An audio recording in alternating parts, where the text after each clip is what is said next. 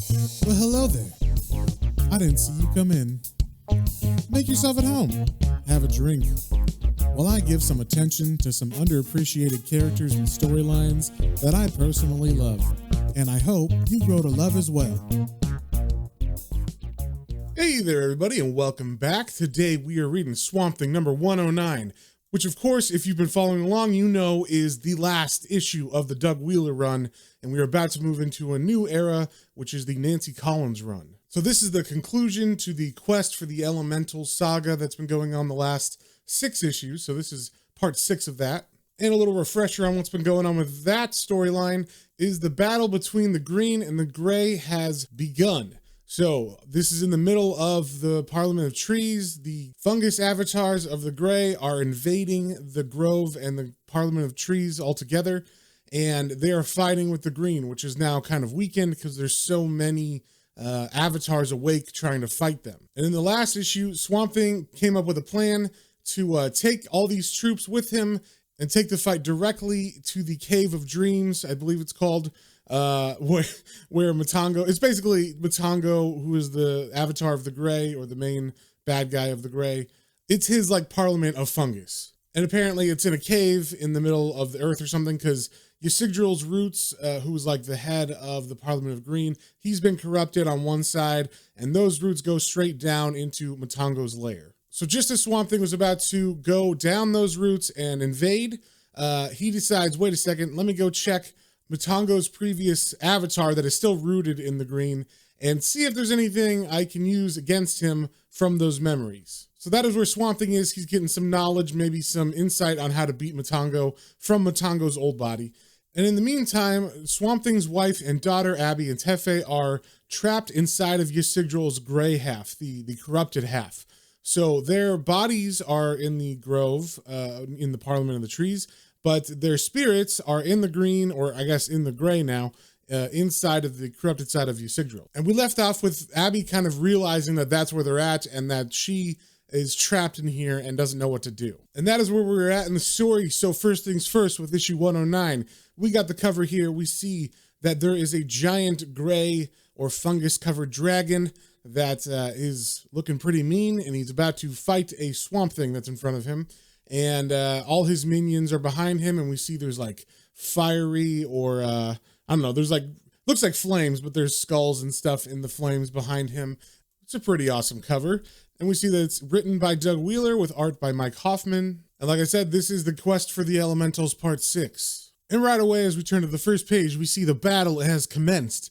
There's fighting going on, there's dying going on, it's a bunch of chaos throughout the Parliament of the Trees. And we're seeing avatars fighting on the ledges that surround the Grove and the middle pond area of the Grove. And some of them fall down as they're fighting into the water. And as they splash down, we see that they are pretty close to where Abby and Tefé's bodies are. And they're being guarded by a bunch of avatars, in order to keep them safe as long as possible. But the avatars are starting to worry. They're thinking that the defenses are failing, and they're voicing that Swamp Thing hasn't come back yet, and that they're worried that possibly he is stuck and maybe mesmerized in the belly of Matango's old memories. But just as they're thinking that, Swamp Thing comes out of Matango's body and says, "I am not lost, but entranced by the memories of a life which I might have followed. As with all the founders, Matango was born with my memories, and at birth was identical to myself. If the same sequence of events which happened to him had also happened to me, I would be exactly as he is now. The same potential for corruption and desire of power exhibited by him also lies within me. It lies within all of us, all whose lives are the fruit of the Parliament. This is a lesson we must remember for our futures." And as Swamp Thing comes out of Matango's body, he kind of senses the green and realizes how weak it has gotten. And so he asks Kanan Cax, who's one of the elementals that he saved before, why this is. And Kanan explains that this feels a lot like the last time the Parliament was expelled from Eden. And so the reason why it feels like this is because there's so many that are awake. There's so many avatars of the green that are not rooted, feeding into the green, but there's a bunch of avatars that are uprooted, fighting right now, that are feeding off of the green. And Swamp Thing makes a note that the last time that happened, it created the Ice Age. So is there going to be some kind of climate change event that happens from this. And Kanan Kak says probably, but it will occur gradually over the next couple decades. And then Swamp Thing asks him, can the damage to the green be reversed? And Kanan Kak answers, no, we can only hope to end this war quickly before the green is weakened further. And then AM tells Swamp Thing, Turu has assumed Ysigdral's place as leader of the parliament. His visions have guided the selection of those who will accompany you into the gray to rescue Tefé and Abby. So Swamp Thing looks at him with a steely face and says, let's do it then. So Swamp Thing walks over to Ysigdral's body where we see the double helix of the green side and the gray side twisting together. And he says, Ysigdral, you said the roots of your wounded gray half extend to the heart of Matango's dimension. And Ysigdral responds, yes, climb the dead side of my tree to descend into Matango's shadow realms. And with that, Swamp Thing and all the other avatars that are going to help him free Abby and Tefé begin to climb up Ysigdral's gray side of the double helix. And there's a panel, I'm not exactly sure what's going on, but I'm pretty sure it's Swamp Thing like punching a hole in the trunk of this gray side, like he's going to enter actually the inside of this root system. Then we cut to Abby and Tefé, whose souls or essences are inside of this gray half of Ysigdral, and they're trapped. They can't get out, and Abby's not sure exactly what to do, so she says, Ysigdral, where are you? Let Tefé and me go. You know the way back. Show us. And she doesn't get any response from Ysigdral, so she looks down at Tefé and says, Tefé, Mommy wants to go back to the grove with the big trees. Can you take Mommy there? And Tefé answers, we beer. And Abby's a little confused by this. She goes, we're there? No, Tefé, show Mommy the... And as she's saying that, all the butterflies that were like landing on her and showing her that they were kind of in the gray realm and being tricked by Ysigdral's evil half begin to fly away. And then she sees a figure walking up the trunk and she thinks that possibly it's Swamp Thing. So she yells out, Alec? And then the creature is revealed and we see that it is in fact one of Matango's followers. And it says, no, an avatar of Matango's body, a manifestation of his tongue, sent to offer you a taste of the Gray's finest wine from the chalice of baptismal conversion. And we see in this avatar's hands, he has a chalice that kind of looks like a silver goblet, and it's full of fungus and mushrooms. And he's handing it out towards Abby for her to, I guess, drink of. And she's disgusted by that and says, I'm not drinking that. And in response to this, the avatar begins to pour the fungus that's in the glass out onto the branch that Abigail is standing on. And he says, either you will drink of this cup or the cup will drink of you. Our Lord Matango's Eucharist shall be fulfilled either way. Turu's avatars, the shaman's attendants, continue to flee from my approach. So he's talking about the butterflies there. And in the last issue, if you remember, the butterflies were trying to protect them. They were actually like landing where she was standing and walking. So they were kind of being smushed between her and this tree branch. But now that the avatar is here, all the butterflies have flown away. And this fungus is beginning to spread to Abby and go up her legs. And the avatar says, they attempted to make a carpet for your feet with their bodies to protect you from contact with the fungi in Ysigdral's root. But now that I have come, they know their sacrifice was futile. And as he says that, something's going on with Tefé. She begins to glow green, and Abby says, Tefé, what are you? And then this green kind of begins to emanate even larger and larger and get bigger and bigger. And you can see it's definitely like a power source. And this green light begins to burn super bright around Tefé's body. And she says, help Mama. And the avatar, seeing this, shields his eyes from the light and drops the chalice onto the tree trunk. And then we cut to a ways down the tree trunk that's like very winding and spirally. Kind of looks like Snake Way from Dragon Ball Z. And we see that Swamp Thing is on it now, and he's traveling with all the other avatars of the green. And they see this giant green light emanating, and they can't see exactly where it's coming from. And one of them asks, what is this storm? And Swamp Thing says, I do not know. It comes from ahead of us, but I feel Tefé's essence sprinkled in the wind. And then we cut to the outside of Ysigdral's body where Tefé and Abby's bodies are in the grove, and we see a crack beginning to form on the outside of Ysigdral's gray half, and these beams of green light begin to shoot out of it. And we even cut into the Cavern of Dreams where Matango's home base is, and we see the beams of green light shooting into even there, and they are hitting Otara's body who's being imprisoned there, but they're not hurting him. But there's a sleeping dragon beneath him that is kind of guarding him, I guess, and that is getting hit by these beams, and it is burning the skin of this dragon. And it wakes up because of the pain, and it begins to kind of scream, and it also shoots out a big puff of what I'm assuming is some kind of like fungal vapor or something that it shoots out. It's not fire. It just kind of looks smoky, but I'm assuming because they're in Matango's realm, it's some sort of fungus. And now in this cavern, where there was only fungus before, we're seeing flowers beginning to grow. And this dragon, who I guess is the actual Matango, this is like the actual body of Matango. No more acolytes or other avatars kind of speaking for him. This dragon thing is actually Matango. And finally we see him, because the whole time I've been thinking all these other avatars or high priests are Matango because they're talking for him, and then it'd be like, oh no, that was just a high priest. So finally we get to see what Matango looks like. And as he wakes up, he's all burned, like I said, in different spots.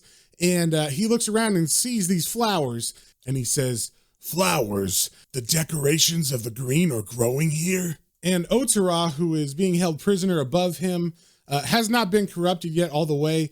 He looks down and says, "They are evidence, Matango, that your control of the gray is slipping.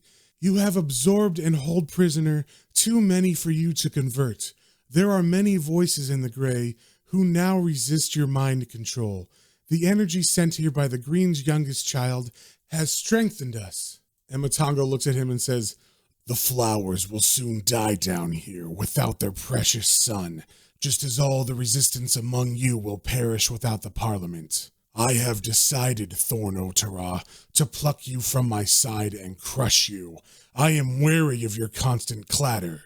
But Matango should know, because Otara's been here this whole time, he hasn't converted, and he tells Matango, "You should have tried sooner, for I am already sinking towards your heart.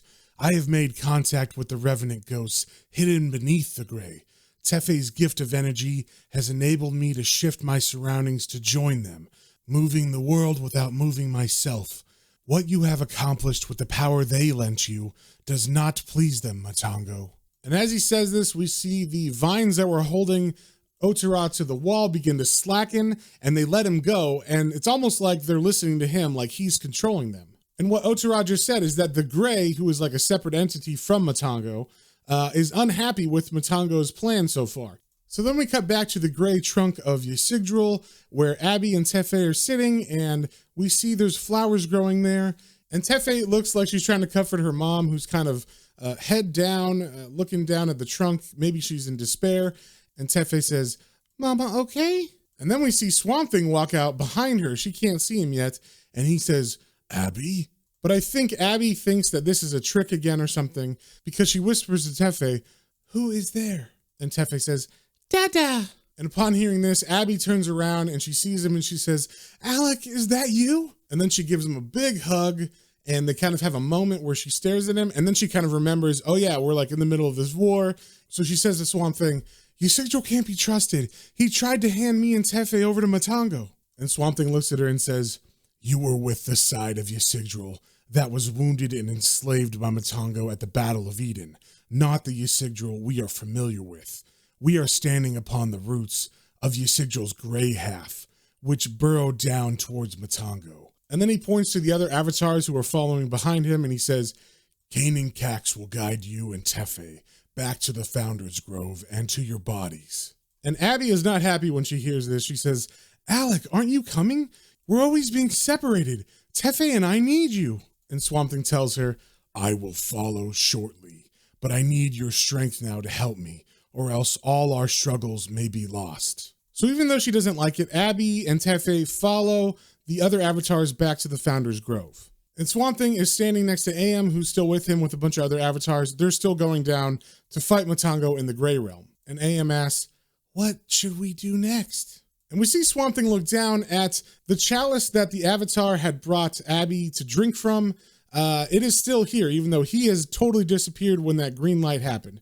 So they don't really show what happens to him. He just kind of puts his hands up, and we assume he is evaporated or vaporized or something by that green light. And all that's left is this shiny silver goblet. So Swamp Thing goes to pick it up, of course, because it seems maybe it's going to be useful. It's definitely a shiny object, and if you play enough video games, you know shiny objects are special and definitely need to be picked up. So now, Silver Goblin in hand, Swamp Thing turns to the others and says, "We continue downwards and finish this now." So that's exactly what they do. They begin to follow the root system down and down and down and down into past all these other like fungal realms that we've kind of seen throughout this story arc. And it's kind of weird because they don't give us like a whole bunch of context for these areas. They're just supposed to be like, we're going down into the depths of the gray. So finally they reach that Cavern of Dreams, which seems to be like the main hub for Matango. And this is where he converts and corrupts the green avatars and turns them into gray avatars. And I believe I mentioned this in the last issue, but in the process of doing that, when they get corrupted, they shed their green skin. So the area where Swamp Thing and the others arrive is just a cave full of discarded skins of past green avatars. So that's a pretty messed up, freaky cavern. And they begin to like examine these skins, and Swamp Thing says, "What is this place?" And another one looks at it and says, "These are like snake moltings, but there is a green essence within them. These were once the skins of elementals." And before they can really process that and become horrified, they hear in another room adjacent to this one, someone talk, and it's Matango. And he says, "You are within the vault of discarded selves, where the shed skins of our old natures are stored. The molting you stand upon was once my own, before I joined the gray. Taste it." And we see Swamp Thing is standing on a very large skin, specifically the head part of it. And it is, in fact, the skin that looks like the dragon that Matango has become. So this is the green skin of that gray body of Matango. And we get a nice big double page spread of the scale of Matango's dragon body, because before this, it was just him in a room and we didn't really have that much context for how big he was. But now the other avatars in Swamp Thing are looking through a doorway made of stone, and they see the head of the dragon, but it's just part of the head. We see peeking through this doorway, which is pretty big. It's big enough for a lot of these avatars to just walk through, no problem. We see the ear hole, I guess, of Matango and the eyeball looking at them. So this dragon has just told Swamp Thing to eat a piece of his old skin, and Swamp Thing looks at him and says, "It contains your spirit?" And Matango answers, "My prior spirit, my green essentials, former aspects and attributes I no longer need." And we see Swamp Thing tearing a piece of Matango's old green skin, and Swamp Thing asks Matango, "If you are fully committed to the expansion of the gray, then why do you keep these remains?" And Matango answers, "No creature can ever be truly rid of the seed from which it grew. I have tried to destroy them, but cannot as long as the green still flourishes. Once all life has been reshaped into fungus, I will finally be rid of these remains." And then Matango actually tries to just convince Swamp Thing to join him. He says, "Come, join my dreamers in exquisite revelry, inside my dreams painted in hues of gray. Abandon your nightmare world of dull colors above. Surrender your cacophony of thoughts to a communion of one." And Swamp Thing's looking around at the walls, and there's like rotting fungal corpses and stuff, and he's like, "That one being you." And then Matango turns to them head on, so we get to see like his full dragon head, and he answers Swamp Thing, "Yes." But Swamp Thing's not scared of this dragon at all, and he stands up straight to him and says, "You should not have sent all your forces into the siege of the Parliament, leaving yourself alone to guard the gray. We are not here to surrender to your delusions. We came to stop or destroy you."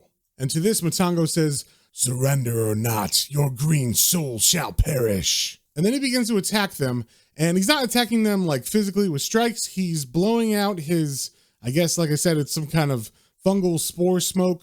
But Swamp Thing gets an idea to hide behind all the skins that have been shed on the ground, because he heard Matango give away a secret, and that was that these skins cannot be destroyed until the green is completely taken over. And after that first attack is done, Swamp Thing even teases and taunts Matango by saying, "Thank you, Matango, for telling us you could not destroy these shed skins. If you wish to reach us, you will have to come in here. Although your size, I'm afraid, will not allow that." And Matango gets kind of mad at this taunt, and he says, "For the Parliament's father, you are extremely naive." To think that size has anything to do with power. I can destroy your resistance and absorb you as parts of my body just as easily here. Those at your feet now have joined my dreamers and will soon be converted. And while Matango's talking, he's totally getting rid of his old body. His fungal form of the dragon dissolves and it's left with this dragon skeleton. And then he grows a smaller version of the dragon so he can fit through the door. But it seems that Swamp Thing was prepared for this. It turns out Swamp Thing can talk telekinetically to anybody else who's in the green. I've never really seen him use this power before, but it makes sense because if you're in the green, you don't have a physical body to talk, so you're going to talk mentally anyway. So he gets a message from AM, who's standing next to him as the dragon is about to attack in its smaller form, and AM says, "Father Holland, I cannot read Matango's thoughts. They must lie in the frequency of the gray. We could therefore assume he cannot access our thoughts as well." And Swamp Thing answers his thought by saying, "Good. Tear off a part of Matango's discarded skin and place it in this chalice." And AM and the others do that. They take a part of the shed green skin from Matango's old body and they pull a piece off and they put it in the cup that Swamp Thing's kind of holding behind his back. And this is the chalice that Swamp Thing got from Matango's acolyte who was about to attack Abby and Tefé inside of Ysigdral's gray limb. So the Matango dragon that's smaller is about to attack Swamp Thing, but he's kind of hesitating. He wants Swamp Thing to make the first move. And Swamp Thing doesn't. He just begins to talk to Matango saying, "In casting off and denying your past self, Matango, you have forgotten what the Green's children are capable of. The moltings in this room, shed from those you have enslaved, still contain their green aspects and can be animated by us. I explored your old receptacle and learned your greatest fear, that one day your origins would rise up and confront you, and your new self would be no match for it." And as Swamp Thing is saying this, he is in fact rising all the old skins that have been shed, and they are now possessed. Even though they're kind of not fully formed, they're kind of like loose skin bags that are moving. They are able to assist in the attack against Matango. So Swamp Thing gives a thought order to everybody saying, "Everyone, move." And then he says out loud, "At first when you were one of us, it was me you were afraid of. Fear of drowning in the memories I had given the Parliament before your birth. Fear of never becoming separate from me." And then he gives another thought order to all the other avatars that are with him. And he says, "Pretend you are going to attack him. Divert his attention so I can get close." And then he continues to talk to Matango, kind of distracting him from what is going on with the surprise attack from the other avatars of the green. So he keeps saying to Matango, "Now, however, it's your old green self and its memories, which I believe you fear." But even as Swamp Thing's talking, it seems that Matango sees a lot of the attacks coming, and he actually does hit some of them with his spore breath. We see a couple of the avatars get destroyed, and even AM gets hit. But while Matango's focusing on that, Swamp Thing runs up to him, and he's got this goblet that is filled with the skin of Matango's old green body. And he grabs Matango's mouth as Matango is spraying the others, and he says, "Here, have a taste of what you had been, and compare it to what you've become." And I'm not sure if he throws the entire goblet down the dragon's throat, but it's either that or he just throws the contents of the shedded skin into Matango's mouth. And Matango swallows it, but Swamp Thing does get hit by the spore breath of Matango. And Matango's yelling out loud, "No!" as his body begins to violently react to the shed skin of the green that is now inside of him. And then after a little bit of a struggle, he keels over and dies. And once that happens, something interesting happens in this cave. All the fungus, like the mushrooms and stuff, they all begin to grow eyes, like slugs and snail kind of eyes. And then we see these kind of black and white spirits come up out of the ground. And from what I gather, this is actually the gray itself, like the spirits of the gray that Matango was serving, but also using to get his own power. And they seem pretty happy that he is dead now. And then we see someone walk out from the shadows, and we don't know who it is at first, but he walks over to Swamp Thing, who for some reason is now tied to one of the roots inside of this chamber. Kind of like how Otara was held back before. So this mysterious person walks over to Swamp Thing, and he now has the chalice that Swamp Thing had before, and it's got something glowing green inside of it. And as he gives Swamp Thing a drink of it, it kind of wakes Swamp Thing up from being knocked out. And Swamp Thing looks up and he sees it's Otara, who is this person giving this drink to him. And he says, Otara? And Otara says, I have assumed Matango's place as the elemental leader of the Gray. The war between the green and the gray has ceased. And then Swamp Thing asks, where is Matango? And Otara answers, you defeated him by weakening him and casting him back into hibernation, where his visions feed only on himself.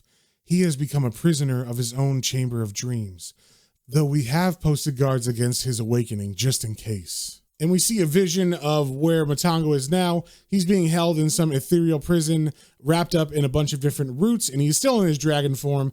But we see those black ghostly figures that came out when he was defeated are now his guards, and they kind of look like they're chuckling and happy that he's there. And we get an explanation of these spirits because Swamp Thing asks what these creatures are, and Otara answers, the ghosts of those killed and those who were awaiting their chance to live when the Gray's homeworld was destroyed. They need a living being to exercise their power. Matango was the first on the earth that they encountered when they arrived. And Swamp Thing says, then they were opposed to Matango's attempt to destroy the green? And Otara answers, no, they still want to renew their race on this planet, and so sought my race's destruction. Matango promised to do this for them in return for enough power to build his own parliament. I have made them a promise that should man and the green falter and begin to collapse, that I would assert the Gray's right to replace them. I hope Tefé's descendants will keep that from happening. All those taken prisoner have been released, and those converted given the opportunity of eating their shed skins to regain their souls and reassume their places in the parliament. Several parliament members have decided to stay here to help me keep this realm's spirits at peace, and the parliament is now restored. It is rebuilding with Turu's visions as its guide. Ysigdrael is learning to adjust to his dual existence in both realms at once, and now acts as an ambassador between us. And while Otara was talking and explaining all this to Swamp Thing, we are seeing all these other parliament members either getting their old spirits back by eating their shed skin and becoming part of the green again, or they're staying and becoming part of the gray parliament. And we also see inside the grove, it is much healthier, everybody's happy, everything is back to normal. And that is the end of this storyline, but we do get an epilogue. And in this epilogue, we see Swamp Thing has returned to the grove, and he's talking to Abby, and he's playing with Tefé. And out of nowhere, someone says, ahem, Miss Cable. And we see that it is none other than the Shining Knight, Sir Justin. And if you don't remember, he was in the Rick Veitch run at the very end when we went to Camelot and stuff. And he was actually going through times of Camelot and then back to our present time. And he was trying to find Swamp Thing for Abby. So he comes into the parliament and he says, I came to inform you of my progress in my quest throughout the time continuum to find your husband. But upon arriving, I see he has already found you. And Abby has totally forgotten about this guy, and she's like, that was nearly 2 years ago. You've been searching all this time? And Sir Justin answers, for 20 years by my time, but not all spent on this quest. And then Swamp Thing walks up to him and says, thank you for all you've done. And then he hands to Justin the silver goblet that he just used to defeat Matango. And Justin says, what is this? And Swamp Thing says, a grail of another sort, though in some ways just as dangerous. Could you take it to a place safe from men and others, and then attempt to forget where you've hidden it? And Sir Justin takes it and says, if this be as elusive as its cousin receptacle, neither legions nor centuries shall ever uncover it. Farewell then. And then he jumps on his Pegasus and begins to fly off, and Abby and Swamp Thing watch him fly away, and Abby says, I don't know, Alec, but something about his visit gave me hope. We can move on to explore our lives now. All our smaller quests are completed. And with that, we end the Doug Wheeler run of Swamp Thing. I don't know about you guys, but it was definitely quite a run. There were some really cool parts that I liked in it, specifically the parts in Hell and some of this fight with Matango. I did feel it took a little too long to get to this whole big fight, but it was pretty epic in the end, and we did get to learn a bunch of new stuff about Swamp Thing. And so now we get to find out what happens to his family in the Nancy Collins run, which recently got its own omnibus, and I haven't personally read it. I've heard good things. I've heard tell that besides the Alan Moore and Rick Veitch run, The Nancy Collins run is the third best of the whole Volume 2 series. And we will start that one in the next issue with 110. So if you guys have any comments, questions, or suggestions, you can email me at planestrains&comicbooks, all one word, at gmail.com. And until next time, remember to stay swampy.